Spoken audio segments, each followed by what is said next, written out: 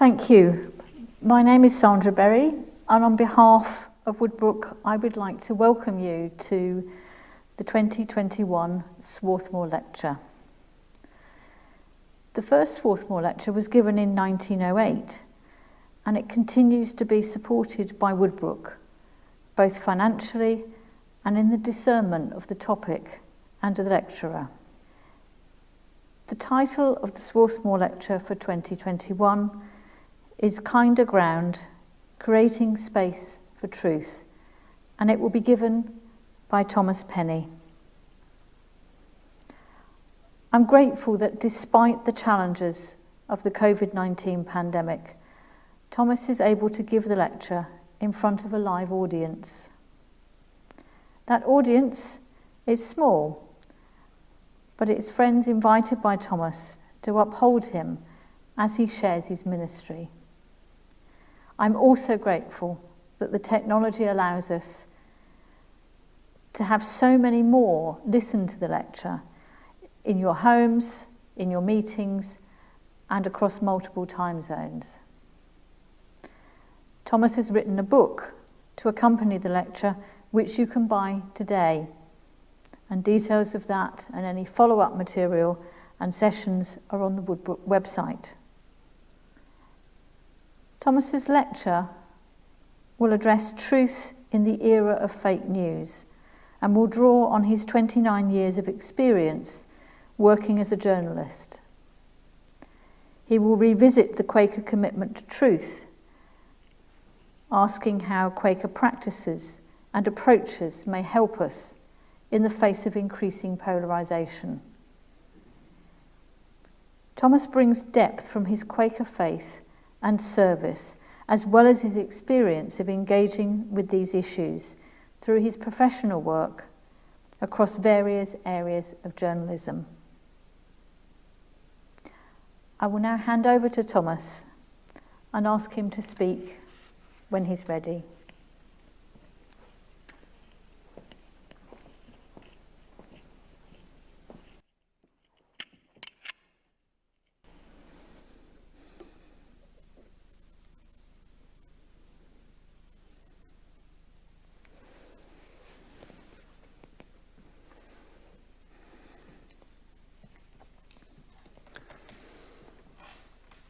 When I was first thinking about this lecture a year and a half ago, the UK was convulsed in a period of political confusion over Brexit.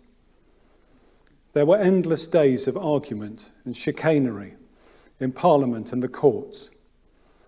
Journalists would be told policy positions in the evening, only for them to be denied the next day. Senior politicians seemed relaxed about saying one thing to one audience, and then minutes later contradicting themselves to another. Truth had become a slippery concept. The normal rules of engagement had changed. It was a bewildering time. Then came the coronavirus pandemic, and competing accounts of what was going on and what people should do. This time, truth wasn't just an issue for political obsessives. It was a matter of life and death. Online technology and increased polarisation had narrowed many people's sources of information, making debate more confrontational and facts harder to pin down. For Quakers, with our testimony to truth, it presents a challenge. What can we do? How can we remove the blinkers limiting our view of the world and help others to remove theirs? Can we find ways to reduce the conflict from such different takes on reality? In short, how can we be champions of truth? It's not hard to find claims we're in a post-truth world. Our news is filtered by those whose political outlook we share, and our critical faculties are suspended in favour of tribal loyalties.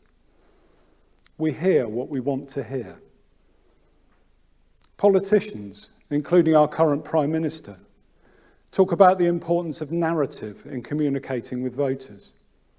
Facts and detail are less important than the story you tell.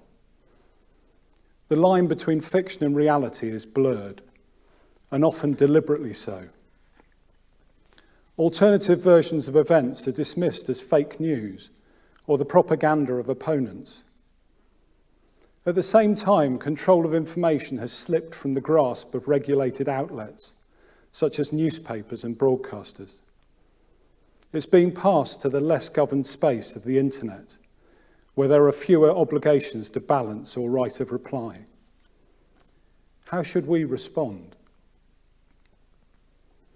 In considering how to tackle the problem and how to avoid despair, the first thing I want to say is we've been here before, and specifically Quakers have been here before.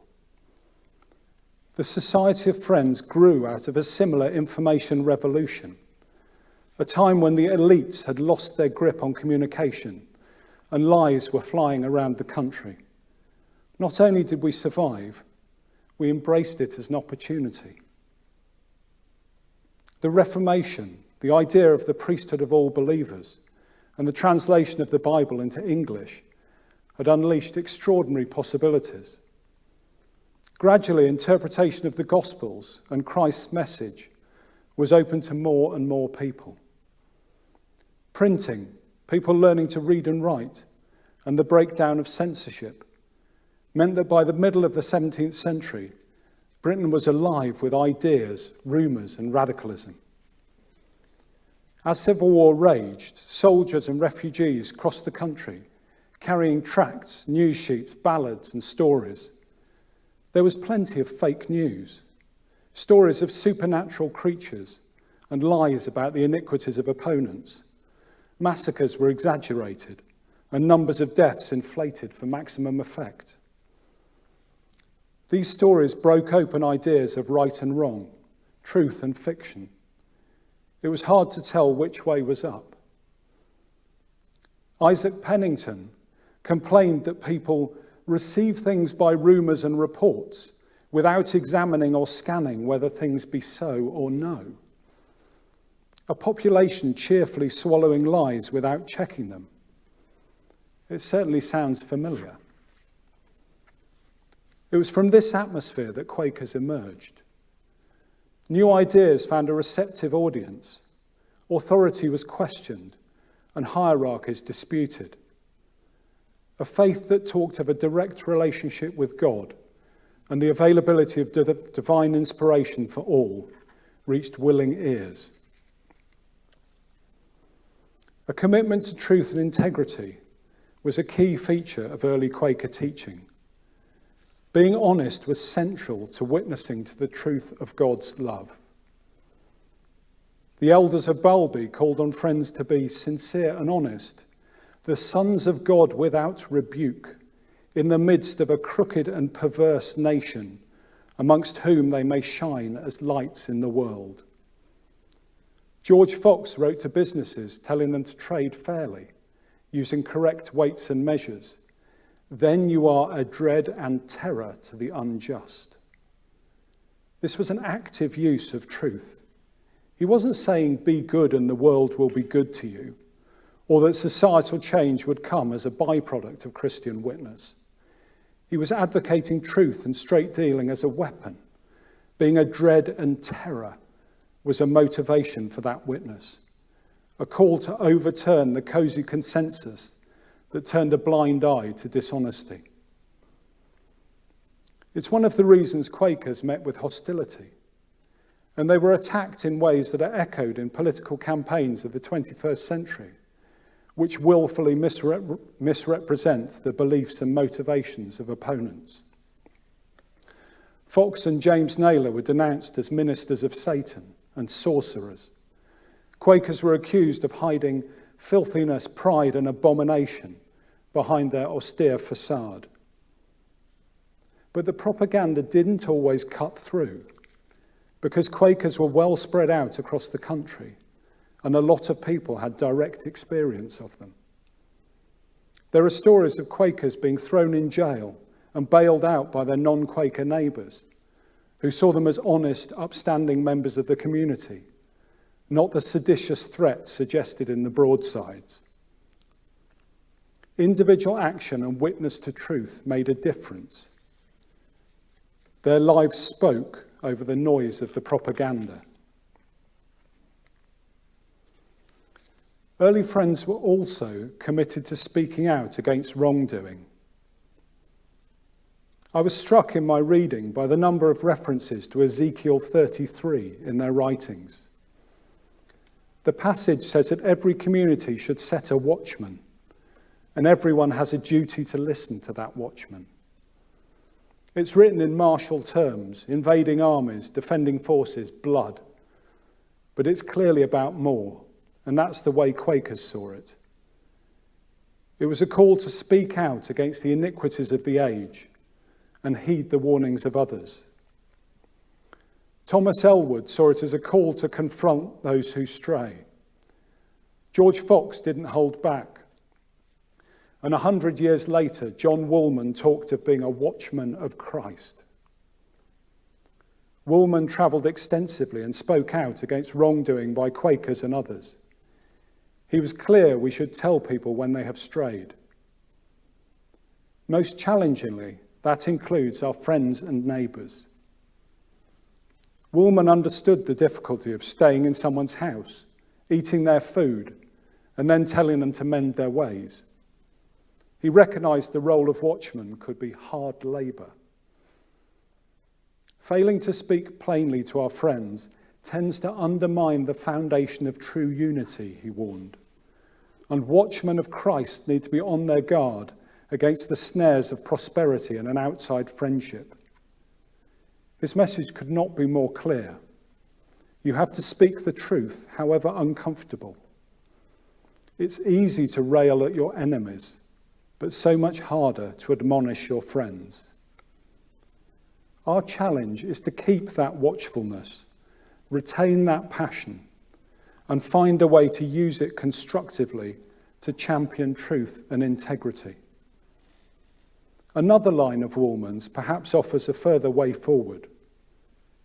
He wrote that Quakers, if they are truly pursuing peace and justice, should examine their lives to try whether the seeds of war have any nourishment in them. They should follow the example of Christ and live in his spirit and walk as he walked. If we are to be champions of truth, as we have tried to be champions of peace, we should ask ourselves what in our lives nurtures the seeds of untruth. How can we change our lives to stand up for integrity? How can we walk as Christ walked? Woolman stopped using sugar because it was a product of slavery. He walked to avoid the abuse of horses and asked friends not to send him letters to prevent the suffering of postboys. He said he feared appearing strange, but he persevered. One of the reasons Woolman's writings continue to resonate is because at the root of his challenge is a question of integrity. He draws a link between personal wealth and oppression, between our actions and their unintended consequences. It is dishonest to pronounce against war while being part of the inequality that leads to war. It is insincere to enjoy the fruits of human suffering while publicly opposing it. There's a direct line between our lifestyles and our commitment to truth. We face daily challenges to our integrity. Do we always mean what we say? How do we react if someone offers to cut their price if we pay cash in hand? Do we pursue the truth when it is easier to accept a lie that fits our prejudice? The Quaker advice against swearing oaths says swearing creates a double standard for truth.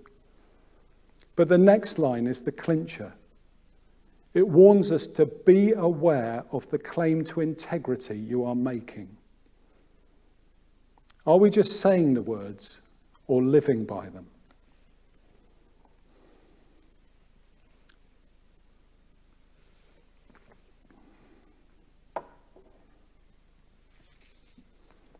If we are to live with integrity, we need to be clear in the way we communicate.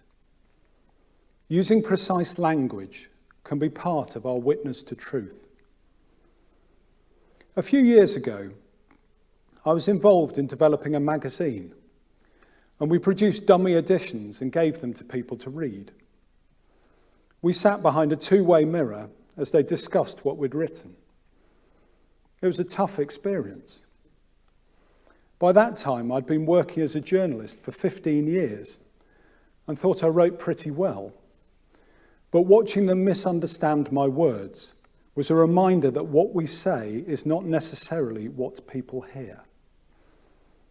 I couldn't climb through the glass and put them right. It was my fault. And it was an important lesson.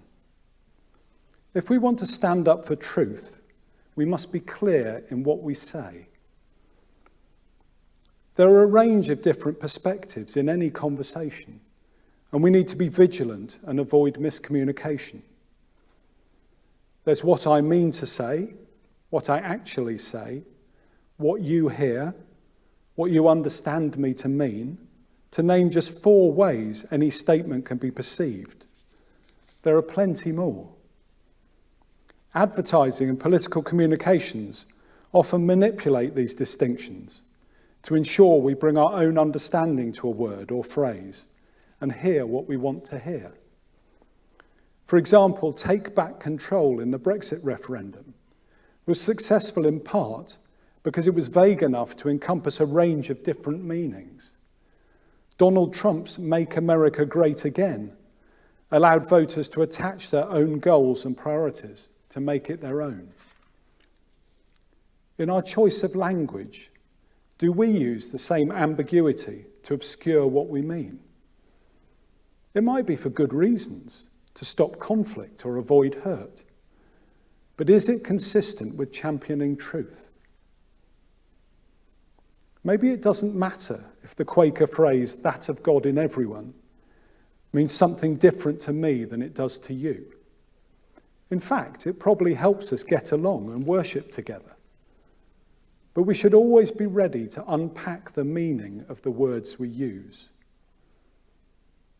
A few years ago, I helped run a session at junior yearly meeting in which we read out belief statements and asked people to stand in the place in the room that reflected their view, with one end of the room being absolutely agree, the other end absolutely disagree. We then got people from the different extremes, for example, those who said they did believe in God and those who said they didn't, to talk to each other about their positions. We discovered a great deal of agreement, even though they'd been standing at opposite ends of the room. That's not completely surprising. They were all young Quakers after all, and you'd expect them to have a lot in common. What was interesting was that their different positions in the room were as much a result of their use and interpretation of language as their diversity of belief. The differences were exaggerated by the choice of words. What do we mean by God? What do we mean by Christian? What do we mean by worship? They are all words with countless interpretations, yet we use them all the time. Language is part of our armour against the world, and if we want to, we can use it to hide our true selves. James Naylor and other early Quakers went naked as a sign, as a symbol of purity, innocence, and truth. We need to consider how to shed the clothes of language and find ways to express ourselves without its distractions and disguises. Going naked as a sign usually involved wearing sackcloth rather than wearing no clothes at all. So I'm not suggesting a vow of silence. Just we should keep our communications simple and practical. As I discovered sitting behind that two-way mirror, we need to be careful to bear in mind the difference between what we say and what people hear and reduce the risk of being misunderstood. So how do we know what's true? One of the insights of early friends was that truth is found at the meeting point of evidence and experience. Just as Jesus taught we should move beyond the strictures of the law, George Fox drew a distinction between the fleshly knowledge of the scriptures and the life and spirit that gave them forth. Finding truth was about study, prayerful openness and experience, and it was available to everyone. Now, as then, competing factions present their facts to back up their side of the argument. Lies are told, defended, and justified. To find the truth, we have to ask how these stories fit with our experience and that of other people. We need to question our assumptions and expectations. Truth also changes constantly. And clinging to what we knew to be true last week is not always helpful. Seeking truth is an ongoing process of discernment, questioning, listening, and engagement. We need to keep working at it.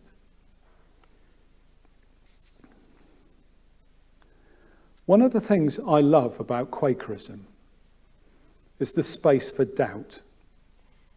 And that can help us.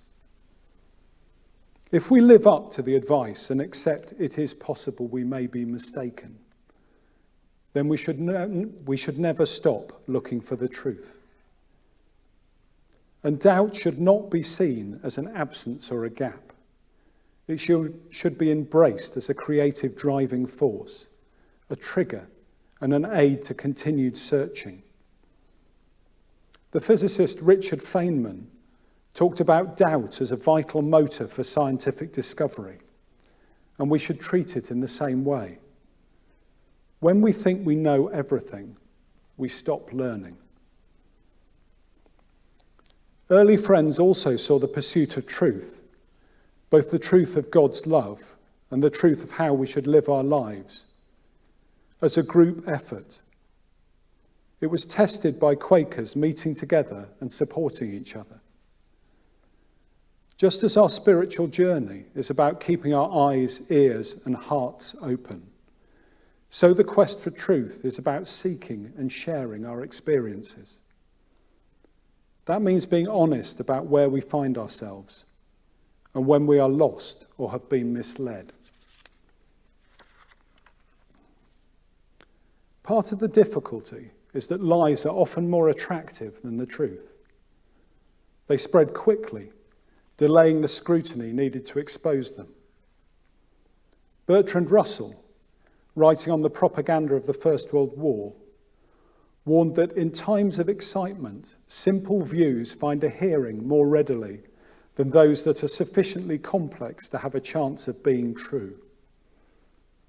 Particularly when we're under stress, we open ourselves to being manipulated. Misinformation campaigns thrive on the desire for answers and explanations, offering the illusion of certainty. And they're attractive precisely because they offer a way out of a given crisis. It's not surprising that the most shared misinformation online in the early days of the pandemic was about miracle cures. Who wouldn't want a miracle cure? We build our own versions of the truth to address our concerns and confusions and to help us make sense of the world. People now talk in terms of my truth and your truth. It's intensely personal. But our different versions of the truth create the potential for conflict, especially if we decide our truth is the only one. We need to take care, as it risks cutting opportunities for open communication and learning.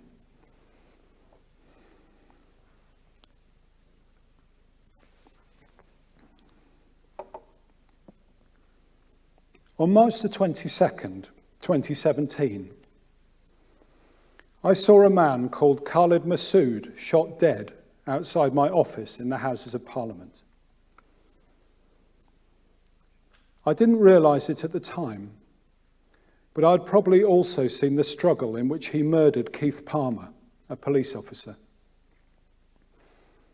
Minutes earlier, he had killed 4 people on Westminster Bridge with a car. After years of writing about terrorism at a remove, it had come to my doorstep. Someone protecting me had died, and the armed guards who patrolled my place of work had shot and killed someone. I want to talk about this event because the way I attempted to make sense of it reflected different approaches to seeking the truth. I was working as a political reporter, so immediately after seeing the shot, I called my editor. He sent headlines and we wrote the first take of the story. My office overlooked the scene, and I watched and updated the story as police officers and paramedics tried to save the 2 men's lives.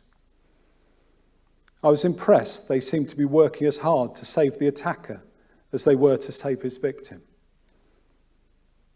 A colleague sat alongside me, and together we built up the story, establishing what facts we could by talking to the police, the ambulance service, and the parliamentary authorities.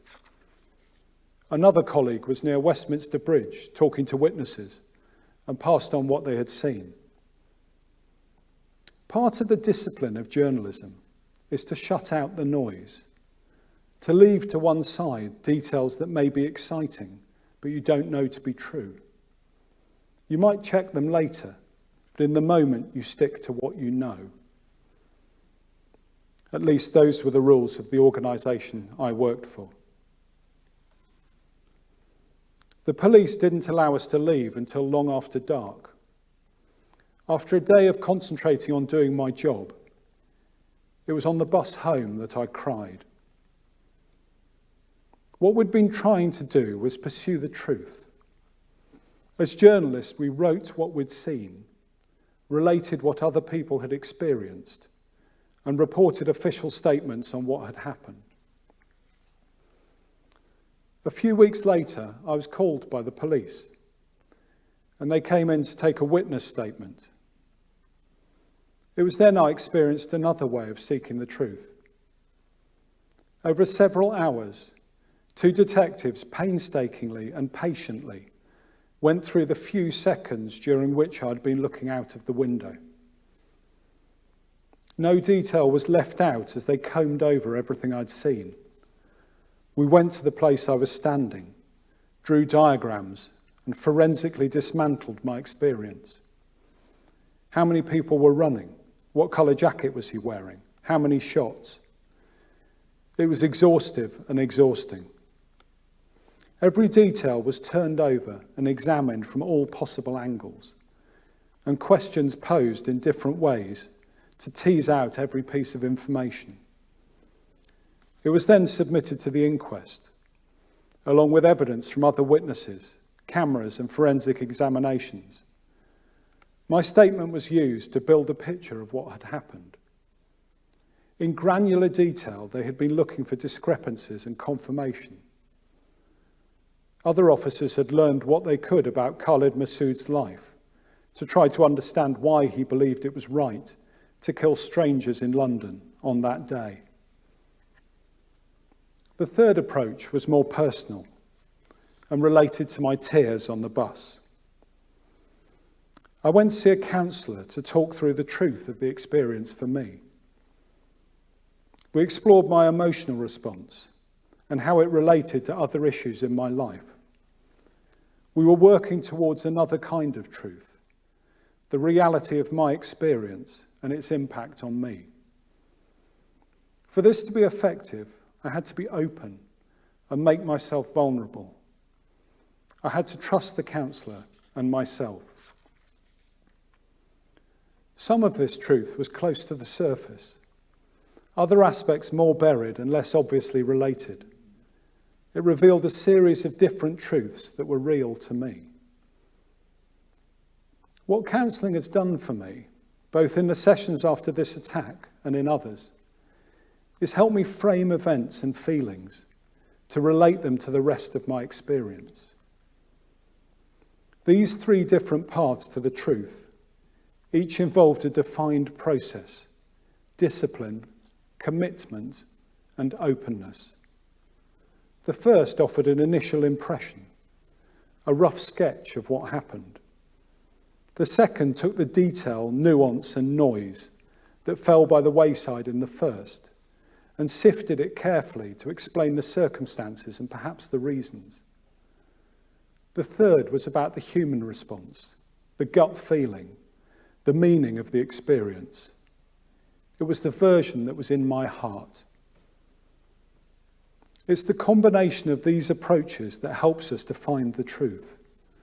We study the evidence, we put it in context, and we open ourselves to experience.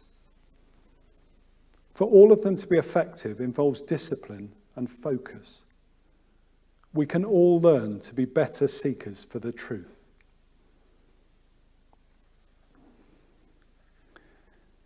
Establishing the truth takes time and discipline, but that's hard when we're constantly bombarded with information and opinions. The relentless flow of information reminds me of driving in a blizzard.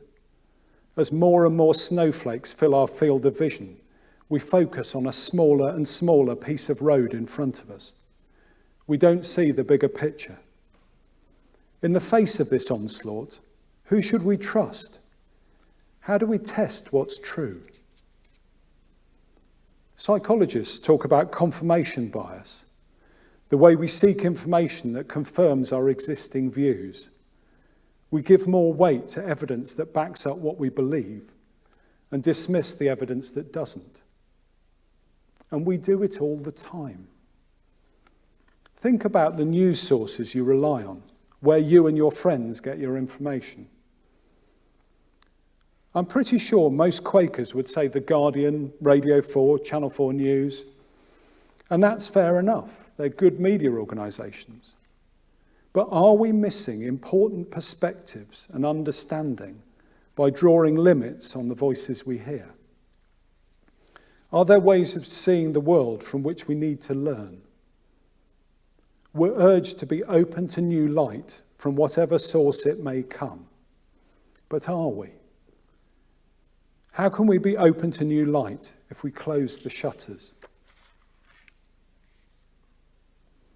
The problem is compounded by algorithms embedded in social media, websites, and online searches that keep driving us to things we like, to sources we know. During the Black Lives Matter protests last year, it was possible to see just video clips of police attacking protesters, or just clips of protesters attacking police, depending on which side of the political divide the computer program decided you were.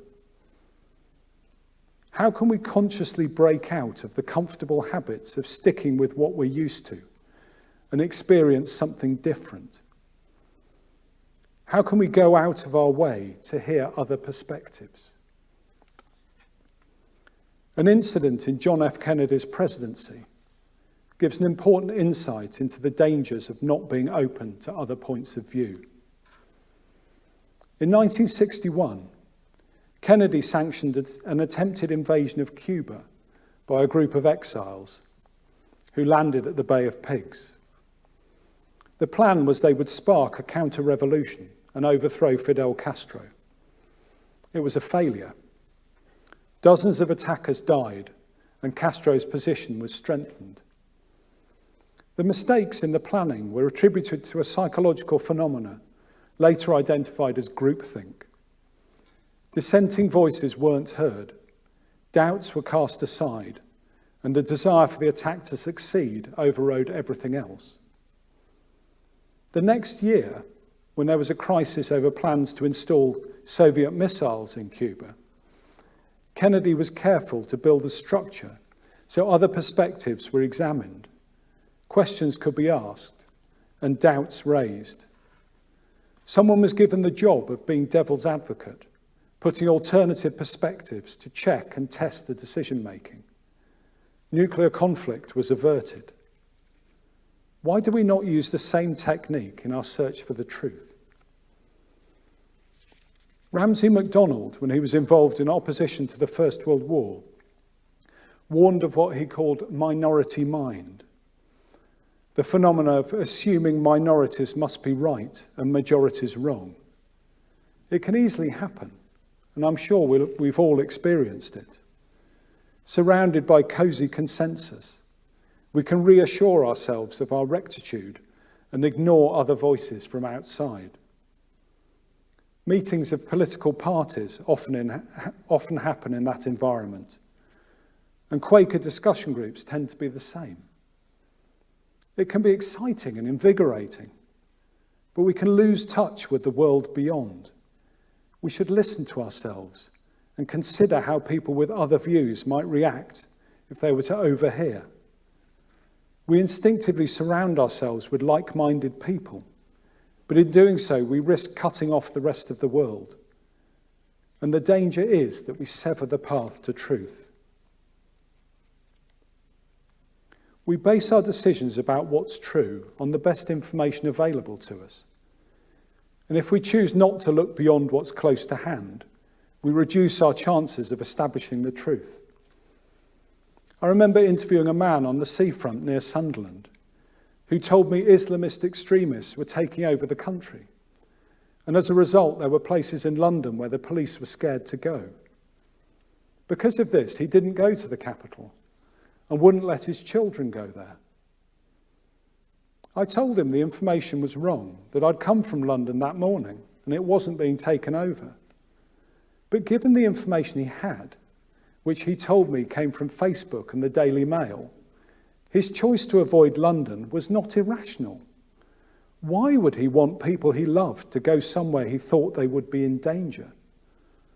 What he believed and the decisions he made were based on the information he had and a feeling about what might be true. We need to consciously look beyond our hunches and seek evidence and experience from a wider circle than our communities and friends. As a reporter, I've been on army bases, with police during violent demonstrations, and mixed with football hooligans and unashamed racists.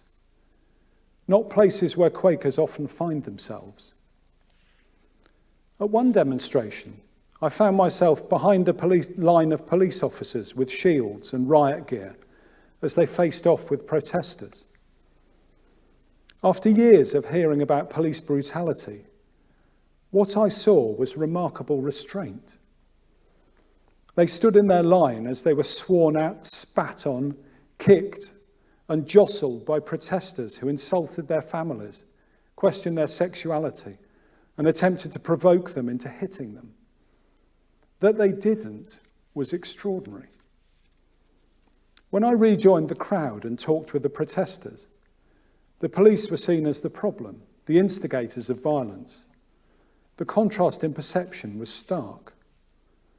There have been, and still are, examples of abuse of power by the police.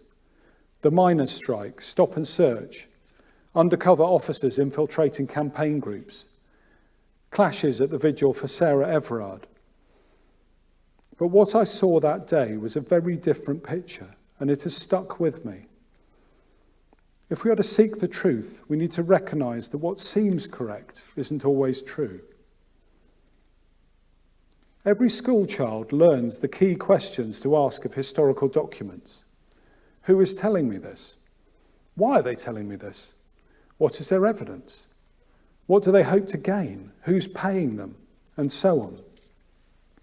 It's helpful when we encounter any information, any claim, to ask those and similar questions, to be sceptical without being cynical and ready to be surprised. Politics and religion are often painted in primary colours, right and wrong, good and bad, but the world is in complex shades. And if we are to see them, we have to be truly open. This doesn't mean we need to agree with every opinion or stay quiet, but we need to be ready to listen and learn, to really hear beyond the noise and try to understand what lies behind the words. Political views have become increasingly polarised as we rely more and more on sources of information dominated by techniques for telling us what we want to hear. When everything is seen through such a distorted prism, ideological stances are reinforced and opportunities for conflict increased as we dig in to defend our positions. There's evidence of more openly expressed racism, misogyny, and intolerance as prejudices come to the surface. It's a familiar pattern. People delve into selective versions of history and home in on targets for blame as they look for scapegoats to explain why the world is not the way we wish it to be. The writer Isabel Wilkerson has compared the resurgence of racism in mainstream discourse to an incident in northern Russia when the melting of the permafrost released anthrax that had killed reindeer centuries earlier, which then infected their distant descendants. Despite decades of work to correct injustice, the clock is all too easily rolled back. The damage can quickly get out of control, and hasty responses are part of the problem. Faced with conflict, it's often a fight or flight, knee-jerk reaction to take an immediate stance, to respond quickly rather than calmly assess what's going on. How many of us have heard a politician interviewed on the radio and taken an instinctive position for or against what they're saying, based on little more than gut instinct and tribal animosity? It's the definition of prejudice. We decide we don't need to listen because our view of the world is different from theirs, so we know they'll be wrong. Why do we so quickly reject them and oppose their position on the basis of what we think we know? How does this serve our quest for truth? The left creates an image of the right that relates to no one I've ever come across, and the right conjures left-wingers who are nothing like anyone I know. Often it's about ascribing false motives, and they need to be challenged. People who voted for Brexit aren't all racists, and socialists aren't all scroungers. Most people hold their political views because they believe they will make life better for themselves, their communities, and those they love. But the fires of conflict are stoked by the encouragement of polarised positions, and social media such as Twitter helps to fan the flames. Away from the heat of argument and beyond their initial responses, there's much more complexity in people's views if they are given the space and time to articulate them. It's important to listen to people and to hear them, and to make the effort to understand why they feel the way they do. In this conflict-filled space, how can Quakers make things better? Is there anything we can do to help? If we're going to seek the truth, we need to find ways to enable considered reflection. We need space to step away and consider the evidence, understand the diversity of experience, and place what we see in its proper context. And this is something we can all help to do. And it brings us to the title of this lecture, Kinder Ground. The phrase comes from a shepherd I heard talking about caring for her sheep as the winter weather closed in. She said she would bring them down to kinder ground in the valley, away from the blizzards and hostility of the high fells. Kinder ground is what we need to create and nurture to help our search for truth. Away from the storms of argument and the entrenched positions that prevent reasoned discussion, we can seek truth together. We need to find ways to make space for exploration, for the calm sharing of views and the exchange of ideas.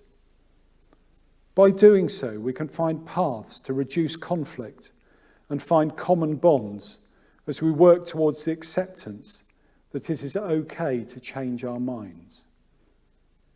In our work for peace, Quakers have shown the benefit of creating space for publicly declared enemies to communicate.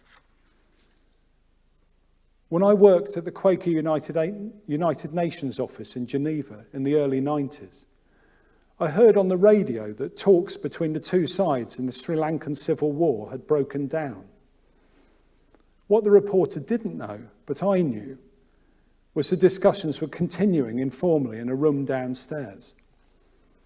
It was in the tradition of Quaker work to bring together opponents from conflicts across the world, from Northern Ireland to Central Africa. We have a history of trying to build bridges. Can we follow that lead and do the same in the pursuit of truth?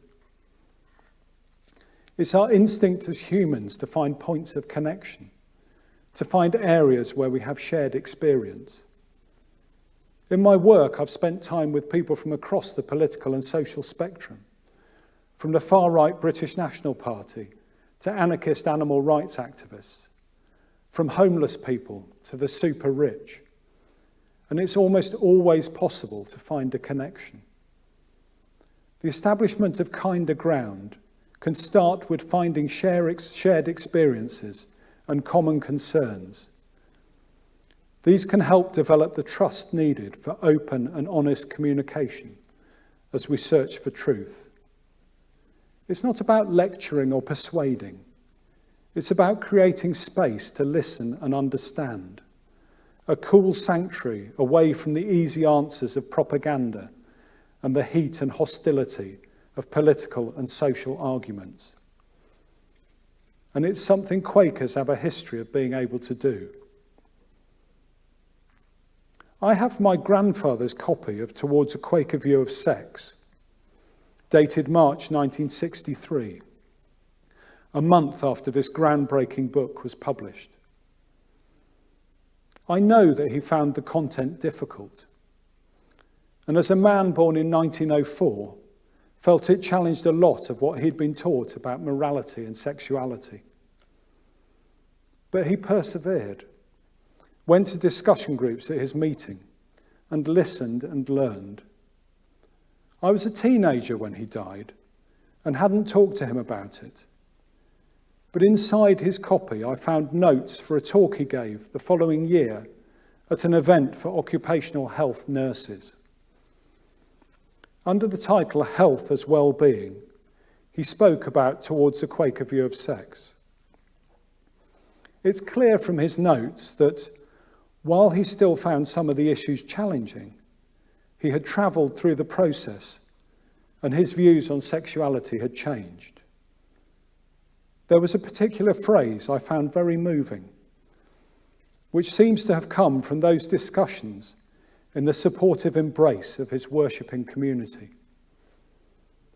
The important thing is to help people to find what is right for them in the circumstances in which they are, he told the nurses. Then, in a section on relationships, he said the emphasis should be on thou shalt love rather than thou shalt not. After attending those discussions with a ready mind and an open heart in a non-judgmental environment, he had found truths that he may not have been expecting to find. To the modern ear, his words may not seem remarkable, but to me they are a thing of wonder. Kinder ground in the loving environment of his meeting had helped him find a way forward that was full of love, care, and kindness, utterly true to the man that he was. We also need to establish kinder ground within ourselves, to develop the space and discipline to look beyond the immediate answer and the knee-jerk reaction, to consider our response and question our motivations. By examining the way we think, we can change our personal processes and, if necessary, correct our course. And we can do that further in our meetings, as prayerful, loving environments where people feel supported to explore, both in the silence of worship and in discussions with other friends. Creating kinder ground isn't about always agreeing. In fact, it's at its most vital as a means of exploring disagreement, building a calmer environment in which there's space for constructive dialogue and the pursuit of truth. We can model a kinder way of discussing and disagreeing. As individuals, we can take care in the way we interact with others. And as worshipping communities, use our meeting houses to bring people together. It's important not to neglect differences and areas of potential conflict. The rule of St. Benedict includes a section warning against false peace, which stresses the importance of taking time and space to work through conflict rather than pretending it isn't there. Groups that have tried to perpetuate a so-called culture war in the UK and the US have exploited that potential for conflict as they try to drive a wedge between left and right, rich and poor, north and south, using cultural divisions to override traditional political and economic interests. Historically, Quakers have known what to do in wars. We don't join the conflict. We try to build bridges. We heal. We help. We rebuild.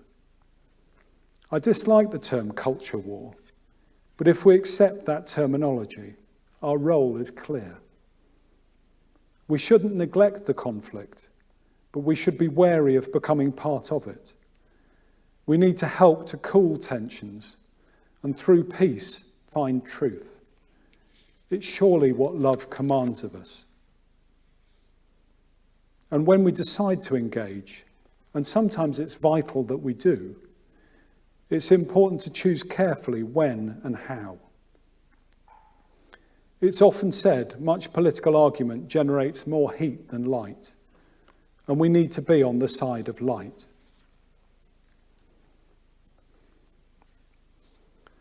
Throughout our history, Quakers have tried to live with integrity, to witness to a better way of being in the world, and by doing so, to change it. They have spoken out in times of war, warned of injustice, and presented practical solutions.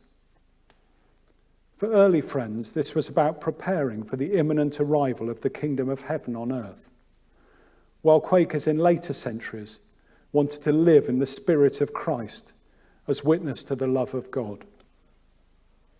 The drive to change started within their meetings and within themselves. In our more diverse society of Friends, embracing Christians and non-Christians, theists and non-theists, the motivations are more varied but no less real. If we want to champion truth, the first step on the road is knowing why we want to do it. We need to commit to it as a way of life. It may start with a particular issue, an injustice or a cause, or it might be a desire to be closer to God by living in and with the truth and its challenges. There will be times when it involves holding out against the tide, standing up for what is right regardless of the cost. That's why it's important the search for truth includes a quest for clarity about what we believe, what it is we stand for. That's a process, an evolving spiritual experience, but it's one we need to be honest and clear about if we're going to pursue truth in the world. John Woolman emphasised the importance of personal integrity as a springboard to activism. If we're going to witness to truth and be watchmen, encouraging integrity in others, we need to let our own ideals and actions speak. And when we speak out as Quakers, it's important we are seen to speak for truth rather than party interest. The majority of people in public life are there for the right reasons. They want to do the right thing. They want to help people. We might disagree with their prescriptions, but their motivations are sound. I recall being at an event when Theresa May was Prime Minister, and she was moving around the room speaking with small groups of journalists. She was clearly on her guard and was being cagey in the way that she talked. But when she got to our group, someone asked about equality of opportunity, and her body language completely changed. She lit up. There was a physical change in her as she spoke about something that clearly mattered to her. Brexit consumed her premiership, and her route to achieving her goal wasn't clear. So we don't know what she might have done, but it was clearly an issue that mattered to her. I don't want to present a rose-coloured view of politicians or plead for sympathy. It is more a reminder that if we want to persuade people in power to change their minds, there are better instincts to which we can appeal. And when we engage with them, the truth can be a formidable agent for change.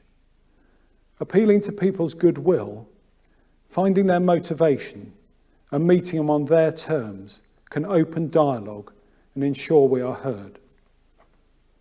The tide of lies and misdirection from those in power and those around them sometimes seem an insurmountable obstacle, but it is possible to break through. The range of media available to us today offers opportunities to publish truth and promote change in the world. We also have venues, platforms, and networks we can offer to those with direct experience of injustice and inequality to help amplify their message so more people can hear them. We can help shed light on the consequences of armed conflict, climate change, financial inequality, and ingrained sexism and racism through the testimonies of those at the sharp end.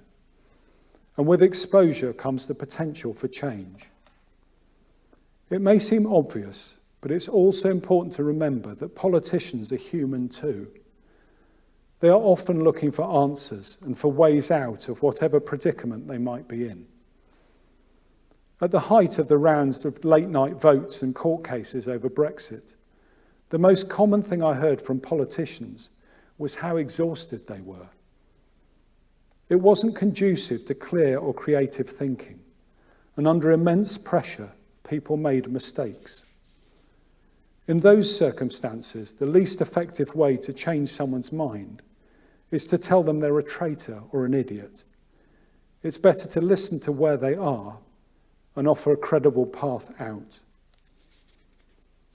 And often that means focusing on detail. It's not always easy, but if we want to have an impact on championing truth, it's important we have a proper understanding of what is going on. We are all more likely to buy into broad narratives and the daily soap opera of personal battles and tight votes than the granular details of policy. And that often suits political organisations, which have increasingly stepped away from detail and nuance, with large parts of the media following suit. If we want to get to the truth, affect change and hold those in power to account, we need to buck that trend. The detail matters. Reality matters. How money is spent, how decisions are made, who is being handed power. We also need to focus our passion, to find ways to use our anger as an inspiration to work for change, rather than simply raging at the world and submitting to its corrosive force. The emotional response can be a reminder of our values and what's important. If we embrace that passion and sit with it, let the initial ardour cool and create space for true understanding and discernment, we can use it to help work through the process of reflection and change. When I was taught to draw, I was told to look carefully at my subject if I wanted to faithfully reproduce it. When you try to sketch a flower, if you approach it thinking you know what a flower looks like, and you draw that, you'll produce a flower, maybe a good-looking flower, but not the flower. You need to take the care and time to reject what you expect and draw what you see, shadows, shapes, absences and blemishes, details that might surprise you. If you don't look at the flower properly, you'll miss the complexity, the nuance, the beauty. We should approach our quest for truth in the same way. If we set aside our preconceptions and expectations and calmly build our picture on evidence and experience, we can see with more clarity and get closer to the truth. A commitment to truth ahead of dogma or prejudice requires an openness to new experiences and a readiness to learn. Just as our work for peace is rooted in faith and personal conviction, our championing of truth must also start within ourselves and our worshipping communities. We need to approach the quest with love, with open hearts, minds, ears, and eyes, ready to be wrong while also prepared to stand up for what we believe to be right. An important part of our witness is to build a gentler way of responding and disagreeing, to create a climate where the pursuit of truth is not about digging in and falling back on tribal loyalties, but an open mission to understand and learn. Our instinctive suspicion of certainty is an important step on the path to truth. If we embrace doubt and uncertainty, we will be spurred into seeking, into properly looking. Sidney Bailey wrote of peace as a process, a discipline to be followed and worked at. And we need to pursue truth in the same way, as a constantly evolving challenge that we are not going to complete. And like peace, the pursuit of truth is a positive activity, something to work for and to champion. Truth is more than the absence of lies.